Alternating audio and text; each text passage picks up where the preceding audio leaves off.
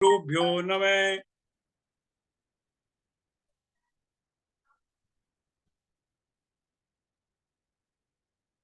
अस्मद् गुरुभ्यो नमः। अस्मद् परम गुरुभ्यो नमः। अस्मद् सर्व गुरुभ्यो नमः।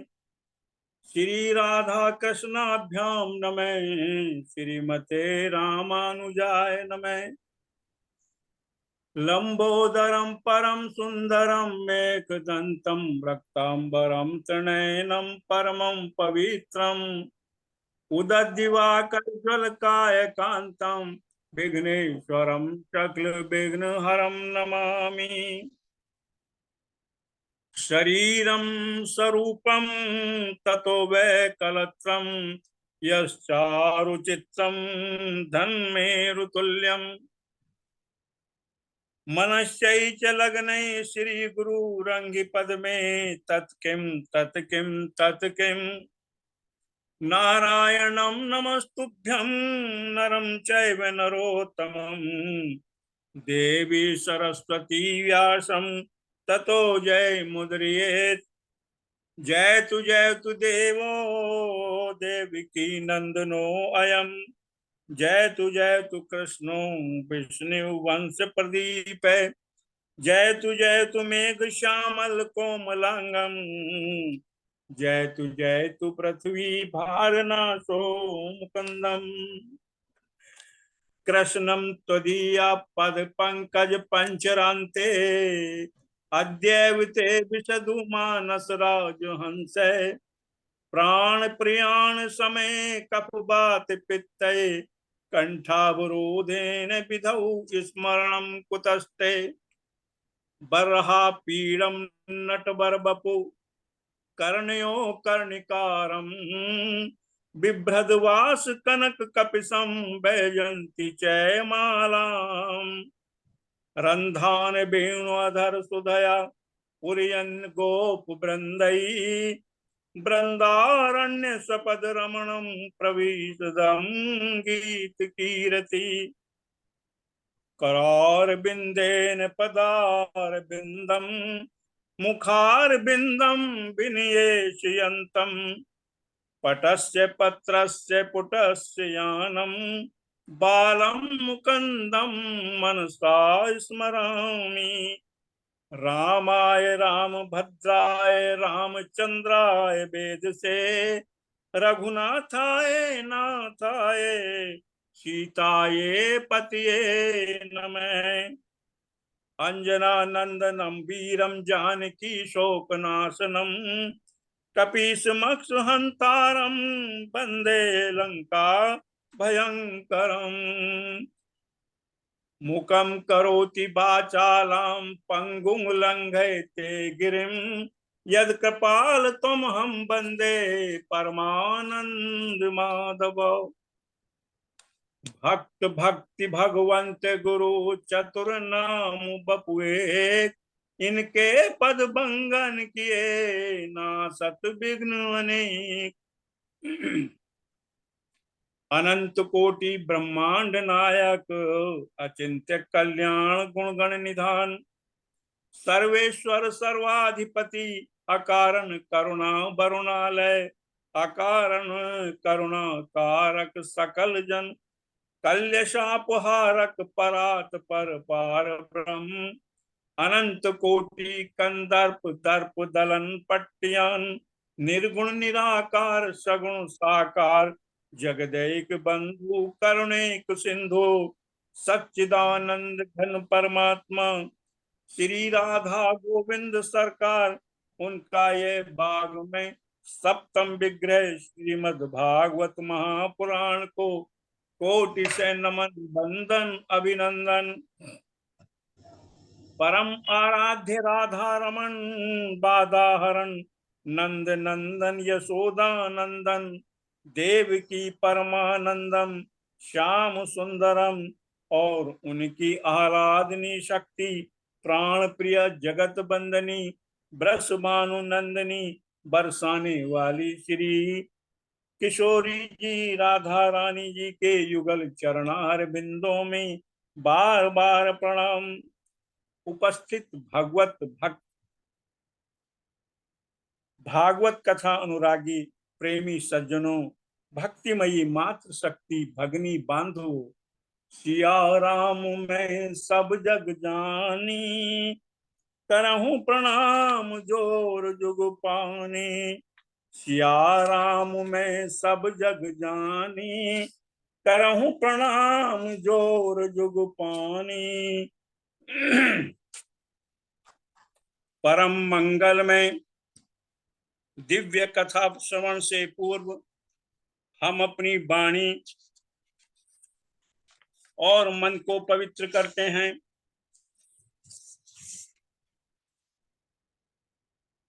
जय राधा माधव, जय कुंज बिहारी।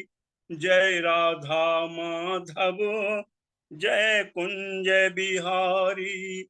जय गोपी चंद बल्लभ, जय गिरवर धारी। जय राधा माधव, जय कुंज बिहारी। यशोदा नंदन ब्रज जन रंजन, यशोदा नंदन ब्रज जन रंजन। यमुना तीर बनवारी। जय राधा माधव, जय कृष्ण। जय राधा माधव, जय कुंज बिहारी। जय राधा माधव, जय कुंज बिहारी। जय राधा माधव, जय कुंज बिहारी।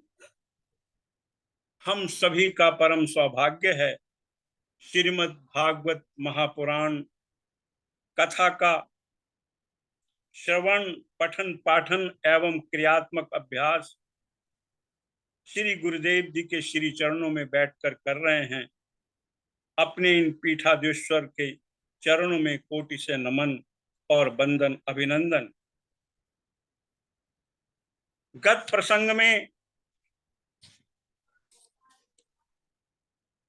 नारद जी ने पूछा था कि के विशुद्धयंती वदन्तु मह्यम। सनकादि ऋषि ने मुस्कुराते हुए कहा कि कैसे कैसे पापी तरते हैं, उसे तो छोड़ो।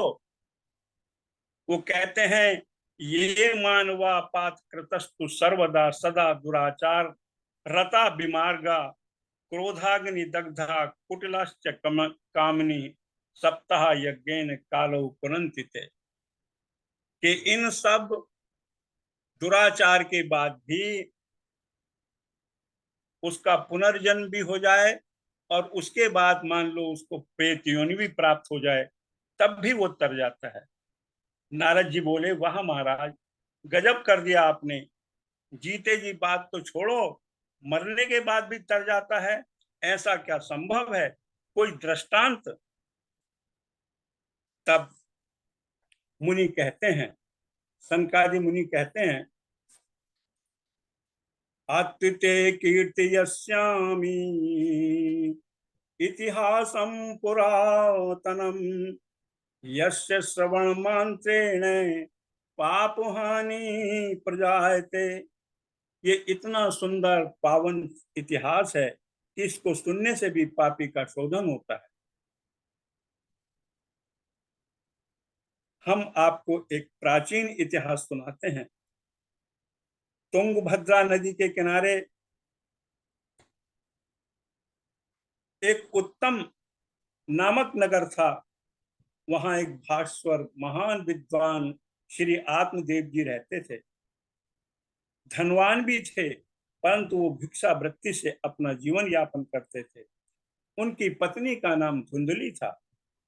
धुंधुम अज्ञानम कलहम लाती, या सा धुंधली, जो सदा अज्ञानता के कारण लड़ाई में लगी रहती थी, उसे धुंधली कहते हैं। और क्या क्या लक्षण थे धुंधली में? लोक वार्ता रता क्रूरा, प्रायसो बहुजल्पिका, शूरा च गृहत कृत्येषु कृपणा कलह प्रिया। उसे लोगों से बात करने में सुख मिलता था, स्वभाव क्रूर था, कुछ ना कुछ बोलती रहती थी, गृह कार्य में दक्ष थी, परंतु कंजूस थी, झगड़ालू थी, और इतनी खतरनाक स्वभाव था कि जब तक पड़ोसियों में लाठी चार्ज न करा दे उसकी पाचन क्रिया ठीक नहीं रहती थी, हाजमा दुरुस्त नहीं होता था। इन दोनों पति पत्नियों को वैसे तो सुख था, परंतु संतान नहीं थी, और कभी कभी वो इतने ब्राह्मण मन में दुखी हो जाते थे कि एक दिन इतनी पीड़ा हुई, गृहं त्यक्त्वा वनं गते, एक दिन वन में चले गए और एक वृक्ष के नीचे बैठे हुए वो रो रहे थे, आंसू बहा रहे थे। तभी एक संत उधर से गुजरते हैं और उन्होंने देखा कि ये कोई ब्राह्मण रो रहा है, निश्चित ही यह प्रभु के लिए रो रहा होगा, कोई भगवत प्राप्ति का मुमुक्ष जिज्ञासु है, चलो मार्गदर्शन करते हैं। कथम रोदसी विप्रम त्वं काते चिंता बलियसी बदम ते सत्वरम मह्यम स्वस्य दुखस्य कारणम किम ब्रवीमीरिषे दुःखं पूर्णायेन संचितं मद्यां पूर्वजातस्तोयं कावशनोपु भुंजते। संत ने पूछा, भाई क्यों रो रहे हो, कौन सी चिंता सता रही है, शीघ्र हमें बताओ। ब्राह्मण ने देखा कि संत सहानुभूति कर रहे हैं। ब्राह्मण संत के सम्मुख मुक्त कंठ से रो पड़ा और चरणों से चिपक गया। महाराज, आपने मन की बात आपको क्या बताऊं, न जाने पूर्व जन्म के कितने पाप उदय हो गए हैं। पूर्वजों को जल देने वाला मेरे बाद कोई नहीं है, इसलिए मैं दुखी हूं। घर में भगवान का दिया सब कुछ है, पर संतान नहीं है, घर काटने को दौड़ता है। महाराज, मैंने एक गाय पाल रखी है, उसके भी कोई बच्चा नहीं होता है, और एक वृक्ष लगाया वो फल नहीं देता है, और जो भी फल मैं बाजार से भी लाता हूँ वो भी खराब हो जाते हैं, इसलिए मैं प्राण त्यागने के लिए वन में आया हूँ। सन्यासी ने ललाट की रेखाएं देखी और देखकर कहा, सप्त जन्मावधि तत्र पुत्रम नैव च। अरे ब्राह्मण देवता, इस जन्म में तो क्या, 7 जन्मों में भी तुम्हें संतान का सुख नहीं है। और कहने लगे, मुंचा ज्ञानम प्रजा रूपम बलिष्ठा कर्मणो गतिम विवेक तु समासाध्यम त्यज्य संसार वासनम। हे ब्राह्मण, क्या बेटा बेटी के चक्कर में रोता है, यह महाज्ञान है। कर्मों की गति बड़ी बहन है, बड़ी गहन है, बलवती है, इसलिए विवेक से काम लो और संसार की वासना को त्याग कर भगवान के भजन में लगो। आपने इतिहास पढ़ा होगा या सुना होगा, राजा सगर के 60,000 पुत्र थे, परंतु उन्होंने कपिल भगवान का अनादर करके सभी को जो है भस्म हो गए थे। पीड़ियां लग गई तपस्या करते करते, तब जाकर भागीरथ ने पूर्वजों का उद्धार कर पाए। धर्मात्मा अंग का नाम सुना होगा, संतानहीन थे, बड़े बड़े यज्ञ किए तब जाकर बेटा हुआ, सो निकल पड़ा महानास्तिक बेन। और ऐसा नास्तिक निकला कि राजा अंग को घर छोड़कर भागना पड़ा। तो बेटे के हो जाने से तुम सुखी हो जाओगे, इसका क्या भरोसा है, क्या निश्चय है। इसलिए संतान की कामना को त्याग संन्यास ग्रहण करो, संन्यासे सर्वदा सुख, क्योंकि संन्यास से सब प्रकार का सुख है। आत्मदेव कहते हैं, ग्रस्त सरसो लोके पुत्र पौत्र समन्विता। महाराज, इस लोक में पुत्रादि से युक्त ग्रस्त आश्रम ही श्रेष्ठ है। आप मुझे संतान दे सकते हैं तो दीजिए, नहीं तो मैं आपके चरणों में सर पटक करके जो है अपनी जान दे दूंगा। संत सोच में पड़ गए। दया बिनु संत कसाई, दया करी तो आफत आई। सन्यासी महात्मा ने आत्मदेव का दुराग्रह देखा, तो उस महामंत्र का जो है ध्यान करते हुए, अच्युतम केशवम राम नारायणम, अच्युतम केशवम राम नारायणम, कृष्ण दामोदरम वासुदेवम हरि। वो संत महाराज इस मंत्र का जप करते हुए अपनी झोली में उन्होंने हाथ डाल करके फल दिया और उन्होंने फल निकाल करके कहा कि हे ब्राह्मण, इदम भक्षे पतन्यातम ततो पुत्रो भविष्यति। यदि आपकी पत्नी इस फल का भक्षण करेगी तो उसको जो है पुत्र होगा, और यह फल लेकर के जाओ और अपनी पत्नी को खिला देना। मुझे विश्वास है कि प्रभु ने चाहा तो निश्चित ही बेटा हो जाएगा, और यदि हाँ 1 वर्ष तक सत्य, पवित्रता, दया, दान आदि का वर्ण पालन करे तो निश्चित ही एक निर्मल स्वभाव का पुत्र होगा। ब्राह्मण ने संत को साष्टांग प्रणाम किया और फल हाथ में लेकर घर की ओर दौड़ लगाई। घर जाकर आत्मदेव ने अपनी पत्नी को कहा, देखो यह एक सुंदर सुस्वादु फल लाया हूँ, जल्दी से खा लो, खा लोगी तो पुत्र हो जाएगा। ब्राह्मणी चक्कर में पड़ गई और बोली, यह फल किसने दिया है? आत्मदेव जी ने पूरी कहानी सुना डाली। अब धुंधली ने सोचा, भगवान जाने किसने दिया है, किसने कोई तंत्र मंत्र के दिया है, और मेरे ऊपर कोई ये ब्राह्मण देव जो हैं कोई जादू टोना तो नहीं कर रहे हैं। मैं तो विचार के ही काम करती हूँ, ऐसे ही उनकी तरह आंख मूंद कर विश्वास नहीं करती हूँ। पंडित जी से फल ले लिया और ब्राह्मणी जी बोली, महाराज अभी मैं शुद्ध पवित्र पूजा पाठ कर ग्रहण करूंगी, आप निश्चिंत हो जाइएगा। फल लेकर पंडित जी चले गए, लेकिन धुंधली विचार में पड़ गई और फल लेकर बैठी रही। हे भगवान, खाऊं न खाऊं, खाऊं न खाऊं। इतने में एक पड़ोसन आ गई, उसने उसको पूरी कथा सुनाई। तब पड़ोसन ने कहा, इसमें सोचने की क्या बात है, तू बड़ भागिनी है कि संत ने तुमको ये फल भेजा है, इसको खाओ, निश्चित ही आपका कष्ट दूर होगा। धुंधली बोली, फलम भक्षेण गर्भस्यात् गर्भेणोदर वृद्धिता स्वल्प भक्षम ततो शक्ति ग्रह कार्यम कथम भवेत्। मैंने अगर ये फल खा लिया और मैं गर्भवती हो जाऊंगी तो कहीं सचमुच गर्भवती हो गई तो यह बता कि मेरे पेट कब में बच्चा होगा, तो मेरा भोजन कम हो जाएगा, मेरा भोजन कम हो जाएगा तो मैं कमजोर हो जाऊंगी, और मैं कमजोर हो जाऊंगी तो घर का काम कौन करेगा। ऐसा मन में विचार करने लगी। तभी जो है पड़ोसन बोली, यह कोई समस्या नहीं है, अपनी जो है किसी नंद को बुला लेना। उसने कहा, अरे नंद बहन बहुत छोटी है, उसको मैं कैसे बुलाऊं, इतने दिन में तो मेरा घर ही लूट लेगी।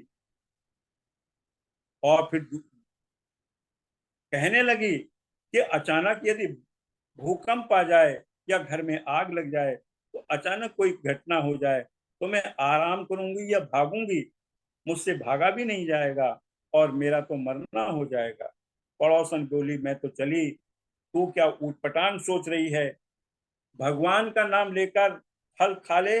अच्छा मैं खा लेती हूँ, पर एक बात तो बता, मैंने सुना है श्री सुखदेव जी महाराज 12 साल तक रहे, क्या यह बात सत्य है? पड़ोसन बोली, हाँ ये बात तो सत्य है। धुंधली बोली, हे भगवान, कहीं मेरा बेटा 2-4 साल वर्ष रह गया तो तदा ते मरणम भवे, मैं तो बिना मौत मर जाऊंगी। पहले तो बालक को जन्म देना, फिर उसको संतान में पालना, और एवं कुतर्क योगेन तत्काल नहीं भक्ष्यति। धुंधली ने इतनी कुतर्क किया, अंतोगत्वा उस फल खाने का विचार छोड़ दिया। तभी उसकी छोटी बहन आ जाती है और अपनी बहन को ये सारी कथा सुनाती है।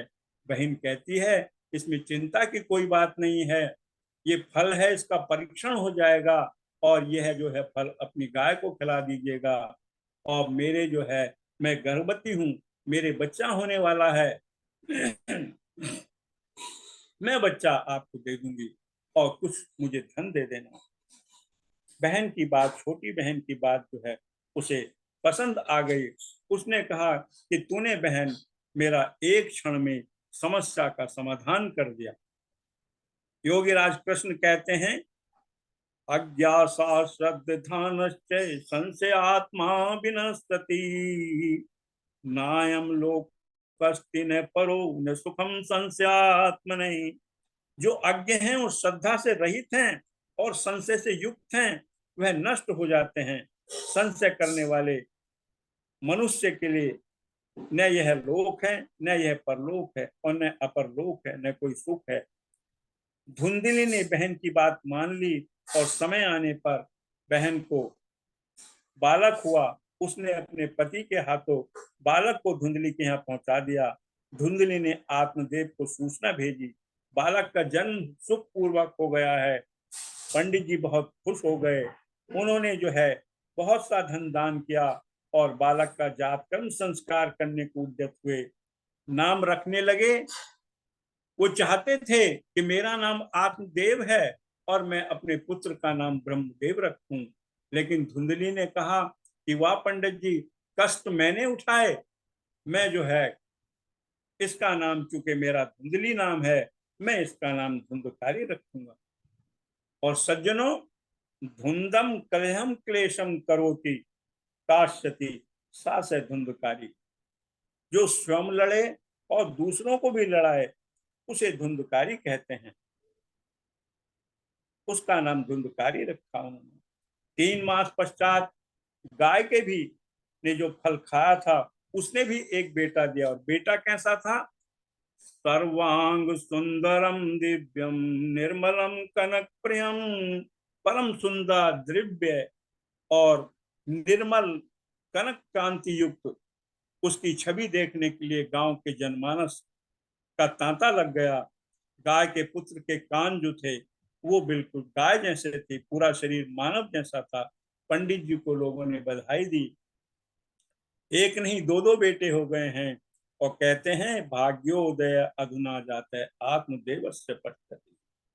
विधाता का कौतुक तो देखो, एक गाय ने देवरूप मानव पुत्र को जन्म दिया। हमारे पंडित जी का भाग्य उदय हो गया। गाय के पुत्र के कान गाय जैसे थे, इसलिए उसका नाम गोकर्ण होगा। और ये दोनों बड़े हुए, ख्याति दोनों ने प्राप्त की, ख्याति दोनों बच्चों ने प्राप्त की। गोकर्णम पंडितो ज्ञानी धुंधकारी महाखलय। बालक ज्यों जो बड़े होते गए, गोकर्ण प्रकांड विद्वान होते चले गए, और धुंधकारी उतना ही दुष्ट दुराचारी होता चला गया। गोकर्ण पंडितो ज्ञानी, पंडित का अर्थ होता है सत असत विवेचनी बुद्धि, पंडा से अस्य संजाता से पंडिता। सत्य असत का जो ठीक से विवेचना कर सके, ऐसी बुद्धि का जो मालिक है वह पंडित कहलाता है। इसलिए भगवान श्री कृष्ण अर्जुन को डांटते हुए कहते हैं, असोचन बसोच्चातम प्राण बादश्च भाष्य, कि पंडित ऐसा थोड़े ही सोचते हैं जैसा तू सोचता है। सत असत का जिसमें विवेक हो वह पंडित है। ऐसे महान पंडित श्री गोकर्ण महाराज जी हुए। और धुंधकारी तो चोरी करने लगे, दुराचार में प्रवृत्त हो गए। घर का जितना धन था एक एक करके ठिकाने लगा दिया, व्यभिचार और जुए में प्रवृत्त हो गए। एक दिन तो घर के बर्तन तक उठाकर बाजार में बेचाए, और जब पंडित जी ने उनको कहा तो उनको भी जो है मारने के लिए दौड़े। पंडित जी सिर पकड़कर रोने लगे। त्वं तिष्ठामि त्वं गच्छामि, को मे दुःख व्योहते, प्राणस्त्यज्यामि दुःखेन हयं कष्टं मम संस्थितम्। हे भगवान, कहाँ जाऊं, कहाँ बैठूं, किसे अपनी व्यथा सुनाऊं? ऐसे जीवन से तो अच्छा था कहीं जाकर मर जाऊं। एक समय वो था जब संतान नहीं थी, तब वो मरने जा रहे थे, और आज संतान है तब वो मरने जा रहे हैं। विचार करने लगे। यही विडंबना है जीव की। अत्यंत दुखी होकर वो घर से निकल पड़े।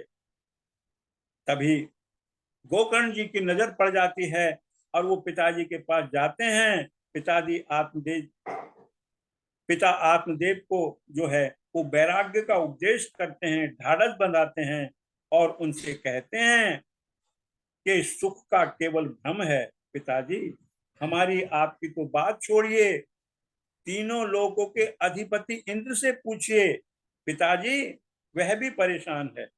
चक्रवर्ती की गद्दी पर जो बैठा है वह भी परेशान है।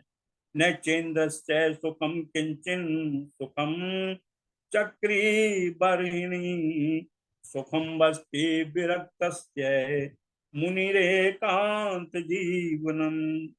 अरे सुख तो विरक्त भाग में है और भजन में है। भगवान का भजन करो, वही महापुरुष जो है सुखी है। क्योंकि दीन कहे धनवान सुखी, धनवान कहे सुख राजा को भारी, राजा कहे महाराज सुखी, महाराज कहे सुख इंद्र को भारी, इंद्र कहे चतुरानन सुखी है, चतुरानन कहे सुख शिव को भारी। तुलसी जी जान विचार कहें, हरि भजन बिना सब दुखारी। जीव स्नेह पास में बंधा हुआ है, इस संसार रूपी अंधकूप में पड़ा हुआ है। बुद्धिमान वही है जो इस कुएं से अपने को निकाल ले। आत्मदेव ने पूछा, मैं क्या करूं? मैं भी संसार से मन हटाना चाहता हूं, पर मन हटता नहीं है। गोकर्ण जी कहते हैं कि इसका एक उपाय है। क्या है? देहे अस्ति मांसुरुधिर अभिमतिम त्यजत्वम, जाया सुतादिषु सदा ममतां विमुचा, पश्यानिशं जगदिदं क्षणभङ्गुनिष्ठं, वैराग्यरागरसिको भवभक्तिनिष्ठं, धर्मभजस्त्वं सततं लोकधर्माणां, सेवस्य साधु पुरुषान् जयि कामतृष्णाम्, अन्यस्य दोषगुण चिंतनम् आत्मुक्त्वा, सेवा कथा रसो मह्यम नितरां पिबत्वम्। अरे नित्य उस कथा का अमृत पान करो, भागवत कथा और संतों की सेवा करो। क्योंकि देह अस्थि मांस रुधिर से बना हुआ ये तो एक पिंड है, इसमें अपना आपने अपना मन रखा है। इसमें आपने जो मैं बुद्धि कर रखी उसको छोड़ दीजिए और अहिष्णित। क्योंकि वो कहते हैं, भोगो रोगो भयम कुलेच्युति भयम, वित्ते नृणाद भयम, मौने दैन्य भयम, बले ऋषु भयम, रूपे जरा भयम। संसार में जितने भी पदार्थ हैं वो सब भय देने वाले हैं। यदि भोग है तो रोग है, कुलीनता है तो पतन का भय है, धन है तो राजा का भय है, और मौन है तो दैन्यता का भय है। शत्रु है और बल है तो शत्रु का भय है, रूप है तो वृद्धावस्था का भय है। इसलिए पिताजी, वैराग्य राग के रसिक होकर भक्त में लय हो जाइए।